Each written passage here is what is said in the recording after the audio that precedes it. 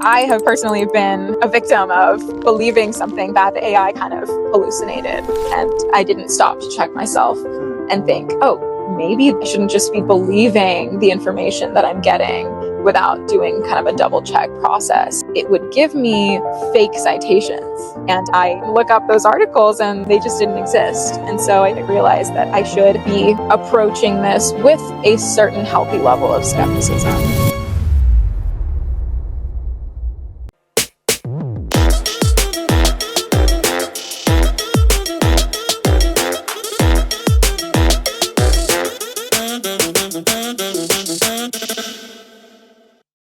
Welcome to the AI Ready Doctor podcast. With me today is Aditi, and I'm very pleased to have this session with you because we will be talking about AI in education. It Cool. is an absolute pleasure to meet you today. I think that we had talked before about you joining me on this podcast only because we found ourselves kind of sharing some similar um, interests, right? Yeah. Those of AI, those of education, etc., right? So tell me a little bit about your trajectory. What exactly led you to explore AI? And I think you also are having some initiatives at the university to see if you can introduce AI. You chose UC Riverside, and we talked about some of the special things about it is that they're mostly open to new initiatives for the modern learner. And you have an initiative ongoing right now to include AI in case-based learning. Why case-based learning? Yeah. Well, case-based learning is arguably one of the most important parts of the learning process for a preclinical medical student, right? Because we're not actually in the hospital yet. We don't get to learn with experience just quite yet. We get a little bit of that, obviously, through, free clinics, and, we have a program here called LACE where we rotate at different primary care clinics. So that's also, very special and different about UCR. But nonetheless, we don't have that hands-on experience the way that we do in third and fourth year. And so case-based learning is an opportunity for us to be able to think on our own based on what we've learned from the textbook so far. And doing that is such an essential part of the process to be able to synthesize everything that you've learned so far and kind of apply it. And as a first-year medical student in CBL, we were encouraged to use AI, which is another really great thing about the school. Yeah, it's that a lot of medical schools actually kind of shy away from encouraging the use of AI. Yes. Especially in these early stages of learning, understandably so. But I think we had some faculty who were really open to it and accepting of it and eager to see how it could help us. And so because of that, we were kind of guided and told, okay, yeah, go ahead, use AI in your CBL process. But I think we as students didn't know exactly how to do that in the best way without just plugging in the symptoms into the chat and giving us the answers. So that's where the motivation kind of stemmed from for the initiative that I'm working on now, which is creating this chatbot to guide first and second year case-based learning to not give the answers right away. It instead serves as a supplement to a facilitator and kind of prompts the student to say, all right, based on the information that you have so far, what kind of systems are you thinking about for the disease processes?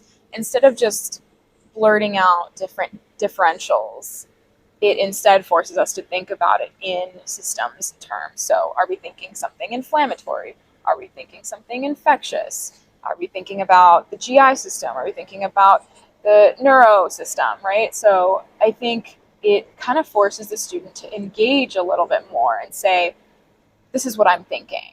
And then the chatbot is kind of trained to be like, oh, I mean, that's a good thought. Maybe let's veer more in this direction. Or, okay, yes, that's a great thought. Let's continue down this road. Interesting. When I teach the CBLs here, I believe that even the first year that generative AI came out, they had already said, yes, you can use it, which obviously thrilled me. But then as things moved along, the instructor manual became better. They started to give prompts to instructors to know how to use the chatbots and how to get the results that you need. And then I moved to a place where I started a custom GPT for my students, almost like a clone of myself. That way they can use it when I'm not around. You mentioned that you had something similar, but if I was a colleague of yours, I would be intimidated. This is a little too techy for me, and I'm not sure that's what I'm in med school for. So, how did you come about to do a custom GPT as a chatbot? Mm-hmm. Yeah, I think it was kind of a shared experience amongst a lot of us, feeling that we wanted to embrace a tool like this and that it was inevitable. And even the people who didn't use AI as much in their studying were still pretty receptive to it. And I think that's, that's the trend of how these things go, right? It's like you can't help progress wash over you.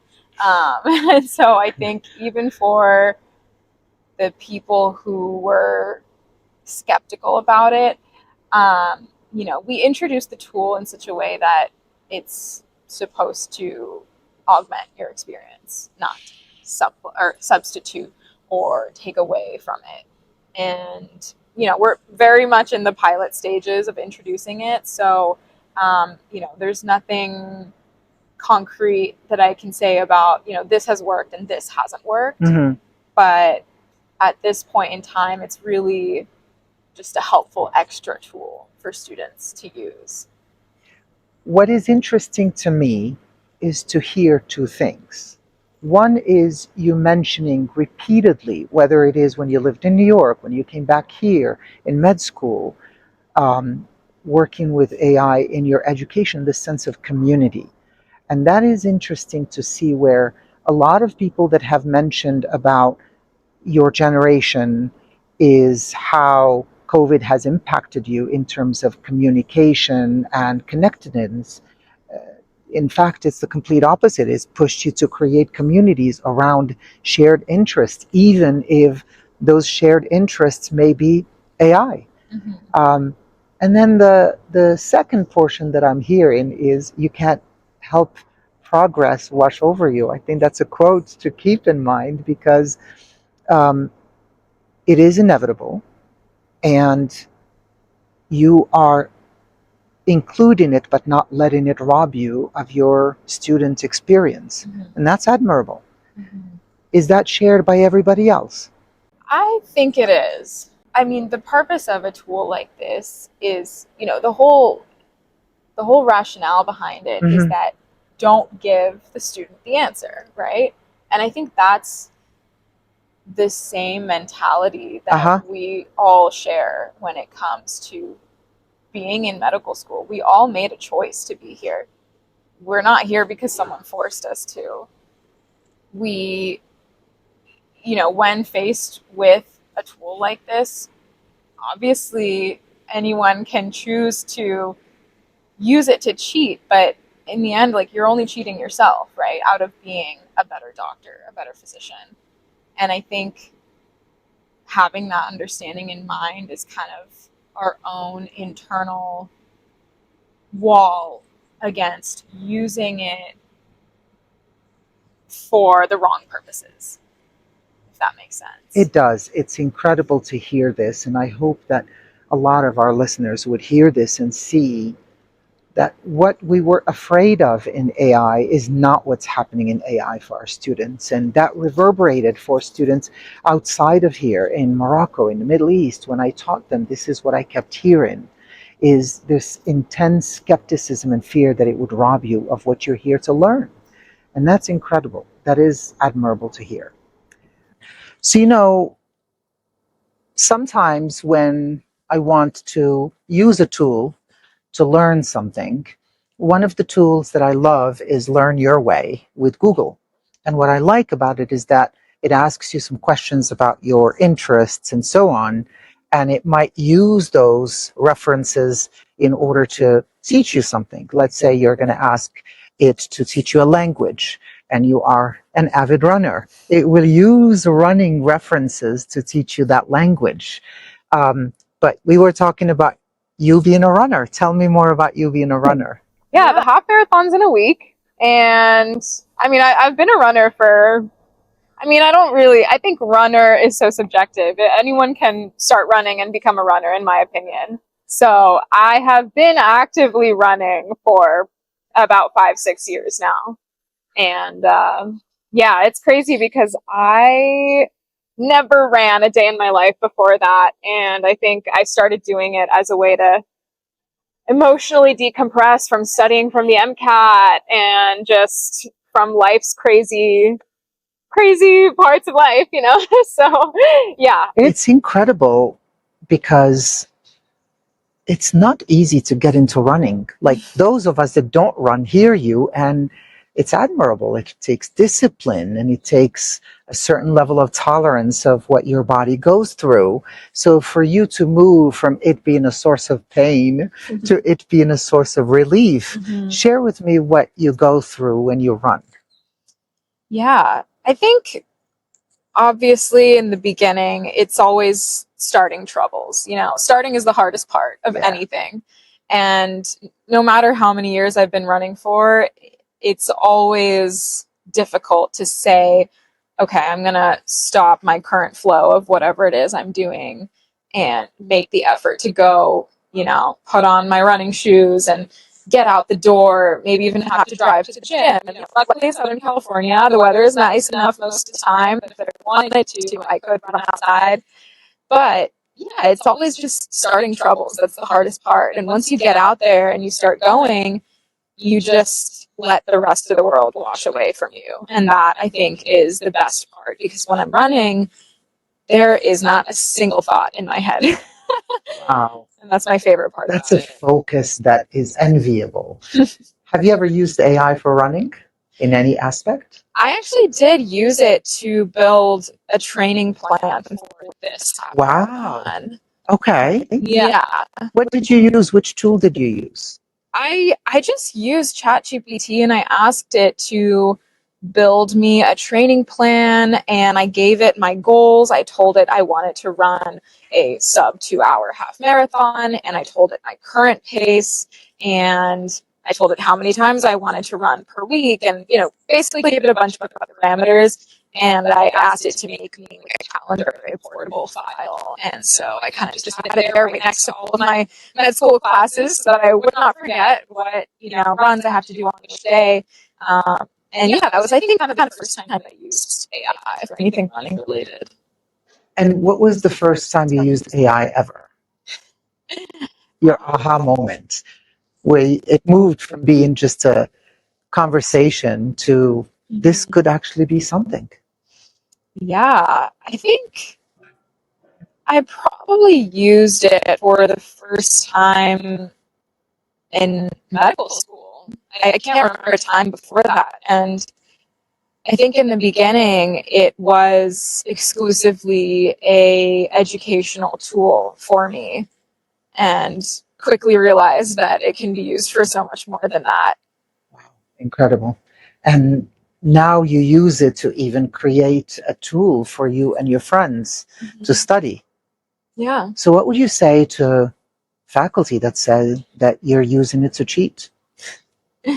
Yeah, I mean, it's a valid concern. And I think there probably is a percentage of the time that students aren't using it in the way that they should be. But I think, you know, my perspective can really mainly speak to the experience of a medical student. I'm sure there are other challenges that are posed in, you know, the more developmental learning years like high school and middle school and students using AI in that sense. But I think by the time you get to medical school, you make a decision to be where you are. And I think when it comes to the decision of using AI to help you versus to like substitute a thought process, it's definitely hard to hold back, and it's easy to let yourself slip into a process of, substituting your learning. And I think probably, in preclinical years, clinical reasoning is one of the biggest things that we have to develop Yes. as a skill. And, we do our best, I think, to use AI more to supplement our learning. And I think for faculty that may be opposed to it, the best way to get around using it in ways that aren't helpful is to kind of put some kind of structure in place that allows us to learn how to use AI in the right way. Yeah. And I think that's kind of the turning point that we're at right now in medical education in general, which is that we don't really have that. Most medical schools don't have that. Right now, the AAMC, the American Association of Medical Colleges, is working to build national competencies in AI for medical schools. And so we're kind of all learning how to do that together, right? It's like we as students are learning it while our administrators and our faculty are learning it. And the, big institutions like the AAMC are also learning it all at the same time. So I'm not saying that it's perfect. It's definitely not right now. And everyone's making mistakes along the way, but I also don't want to call them mistakes because that's just part of the learning process. Part of the learning process. I want to play a little game for the next few seconds. Okay. I will be asking you, just sharing with you a keyword and tell me what it makes you think of or whether you've used it before. So we'll start with something more basic like hallucinations. What does it mean to you? I think if we're talking about hallucinations in the AI sense, I mean, I have personally been a victim of believing something that the AI kind of hallucinated, and I didn't stop to check myself and think, oh, maybe I shouldn't just be believing the information that I'm getting without doing kind of a double check process. And I think, AI is evolving so fast that even 6 months ago, when I would use it to kind of generate academic literature sources for me to support some finding, it would give me fake citations. And that's kind of an example of hallucination. And I, tried to go and look up those articles and they just didn't exist. And so I think that was kind of one of the first times that I realized that I should be approaching this with a certain healthy level of skepticism. Let's talk about AI in therapy or AI companions. Mm-hmm. Yeah, I mean, I've been hearing a lot more about it recently, and different articles are always coming out in the New York Times about a woman who chose to marry her AI companion and had a whole ceremony dedicated to it. And there's that on one end of the spectrum, and then the other end of the spectrum is maybe someone who doesn't have financial access to a licensed therapist who is dealing with a lot in their life and needs to talk about it with someone. And for them, being able to vent their problems to an entity that seems like it's going to listen and hear what you have to say and offer you personalized advice, that can mean a world of a difference for them. So I think there's a range. I agree with that. There are two apps that we hear a lot about, Character AI and Replica, for example. The ones that I have used are Hume AI. Hume comes from humanity, and it does have various personas, but it is trained in a lot of humanities. And that's where the name stems from, and it actually is a lot more moderated. I've also used one called Pi, P-I. And that is more of a voice or text base, but it has guardrails. When I actually went over limits by saying, I'm having a hard day and I don't know what to do with myself, it engaged with, talk to a licensed professional, would you like me to look for one? And then the last one that I've used actually is a journaling app, and it's called Rosebud. And I use them because I want to actually be aware of them when they are brought to me. And this one is actually built with licensed therapists and their techniques, and not always about making you talk, but also making you reflect, or perhaps sometimes it also suggested to just sit with me in silence without having it to engaged. And it has a button to say close the conversation, which then leads you to power of insights. Are there patterns in the things I use? So the ones I actually share with others lately, and obviously, as you said, it is evolving, are the one called Rosebud, which is more of a journaling app, and you can set intentions, and there's morning and evening. So there are nuances to it. Or Pi, which is more of a general, just a chatbot, but it detects the words used, the nuances of the sentences. So in terms of AI companions, one has to be very careful as to which tool has been used and the training data that it has been trained on. I said this example multiple times. A friend of mine had a problem with her partner and asked the first tool what to do, and it told her, leave him, he doesn't deserve you. And the other one was, the principles of conflict and conflict resolution are number 1, 2, and 3. And the first one was trained on love stories, and the other one was trained on human resources data. And so the training data set and what has been used to make those AI tools is also extremely important. With regards to hallucinations, I think you mentioned your tools that you've used that are only on the amboss for the step one and doesn't go away from that. So it has a way of lessening the hallucinations. Is that your experience as well?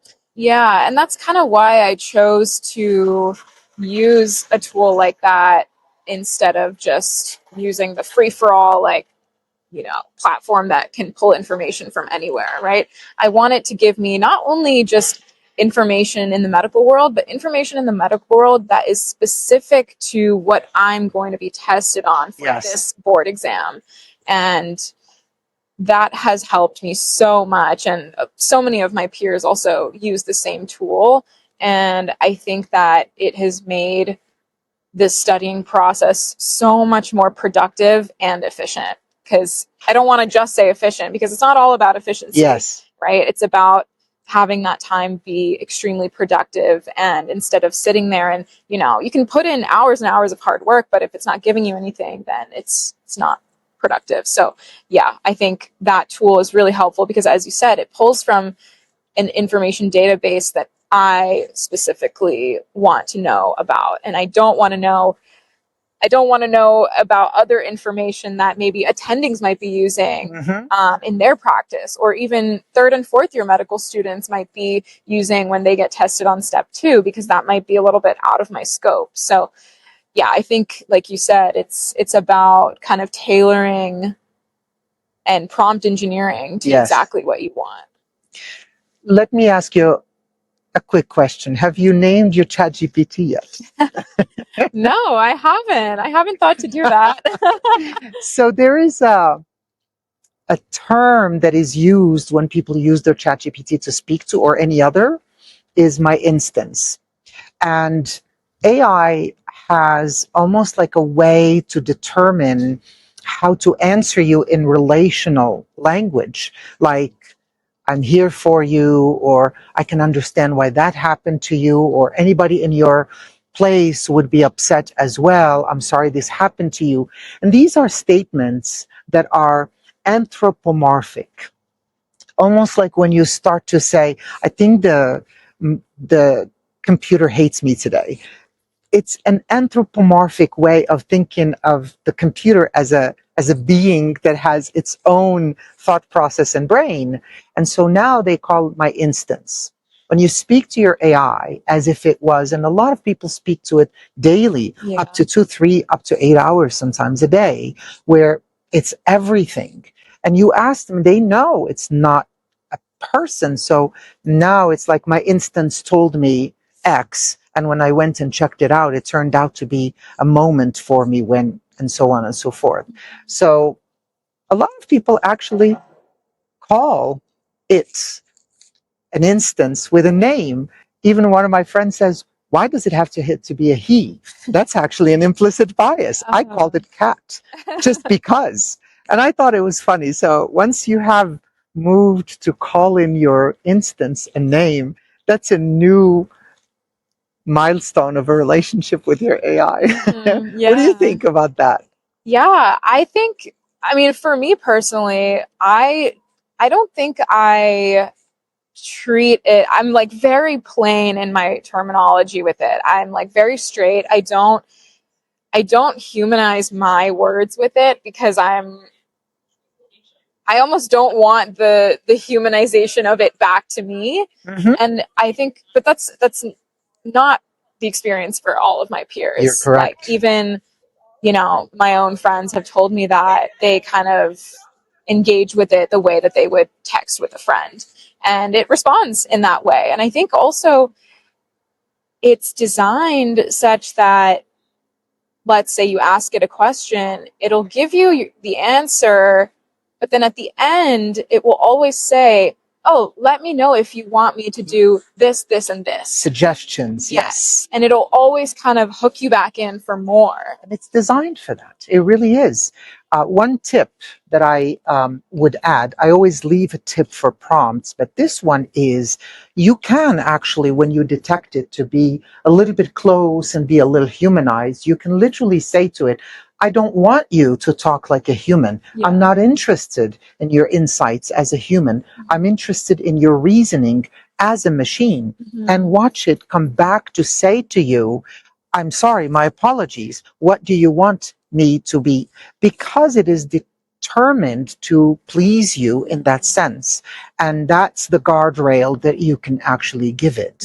So I had the most fun today listening to your use of AI as a medical student, debunk the myth that students want AI to cheat, and explore how a generation that grew up around technology is actually being better and healthier with it than we are.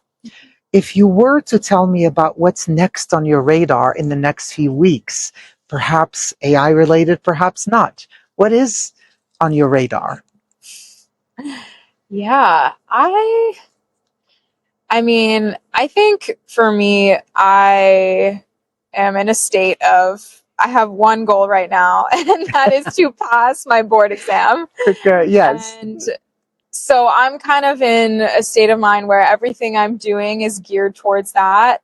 But I'm also very passionate about having balance in my life. So am doing my best to make that happen. Usually it's through some form of exercise, running, as I mentioned, but also just being with friends, with family. I think, the next few months is known to be kind of the worst part of medical school for all med students. And I want to debunk that and say that, even in the times that you are supposed to be the most stressed out, I'm determined to make it as fun as possible. I like that. I think what we also forget is even sitting here, somebody would walk by and look at you as relaxed and comfortable having a conversation in the outdoors. Here you are thinking about your exams. Here you are thinking about, the next step for you. And there is something to be said for what you see is not always what is true. And we should give you the respect you deserve, that this is you trying to become a doctor, trying to become an expert at helping people. And there's something admirable about this discipline. So I'm going to wish you the best of luck. Thank you so much. It was such a pleasure talking with you. Thank you for having me. And with that, curiosity is infectious. So catch it here at aireadydoctor.com. See you next time.